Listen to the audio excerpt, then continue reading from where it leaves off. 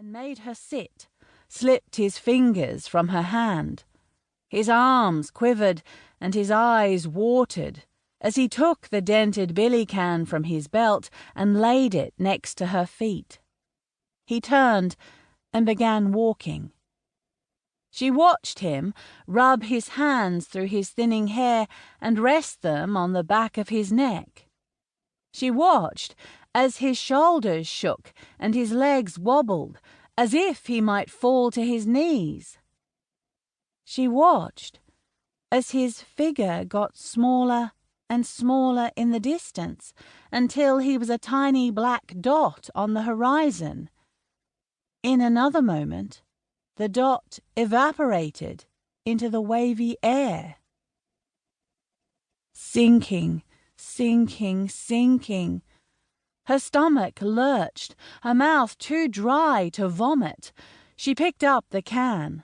The water sloshed inside with dull, constrained waves. She tried to turn the top, just as she had seen him do, but her tiny fingers slipped from sweat. She tried again and again, her throat tightening. Finally, she cradled it upon her stomach. He would open it. She leaned her head against the smooth bark.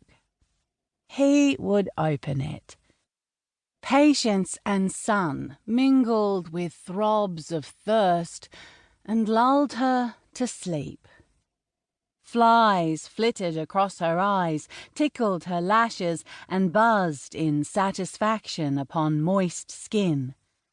She woke, startled, smacking her face and clothes. She looked for him. Panic swelled her throat, and she tried to swallow, the reflex painful and chafing. Pushing against the panic, she focused on her feet, clicked them several times, and watched the dust fall in puffy clouds. Tree limbs, emaciated lines of shade, pointed inertly. No wind, no breeze would offer relief. The sky changed from blue to pink, clouds trimmed lilac, the hues darkened. She wanted it to stop. Dread crept across her flesh and tingled sharply. Her eyes strained to see his emerging figure across the plain. Her pupils searched for a spot, moving, one that would grow and lengthen. Blood throbbed as drums. Water pooled in her eyes, dropped down her cheeks, and landed salty on her lips, precious water draining. Blackness inched and played tricks, distorting mulga scrub into dogs, tree limbs into extended arms. Shadows magnified, took over the landscape and drowned out the light. She grabbed her knees and buried her head between them, held her ears against the pulse of terror. "Papa?" she whispered, the fear in her voice breaking any ties of control. She scrambled to her feet, searched the darkness. "Papa! Papa!"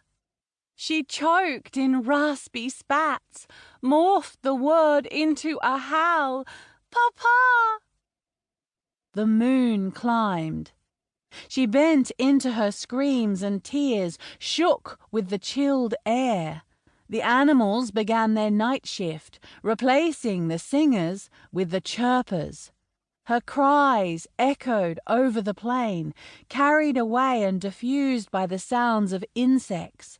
A child's pleading call, lost amid the vacuum of night. Chapter 2. The sun beat through Garn's shirt, not a patch of fabric dry of sweat. He took a swig of water from the duckskin bag and pulled the hat further down his forehead. Eternal landscape. Red dirt, blue cloudless sky, low scraggly saltbush, a spotting of salmon gum and gimlet wood. The rattling caravan, the doughy camel steps, the only noise, the only